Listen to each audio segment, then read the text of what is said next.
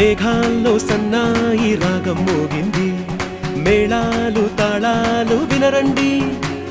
సిరికి శ్రీహరికి కళ్యాణం కానుంది, శ్రీరస్తు శుభమస్తు అనరండి.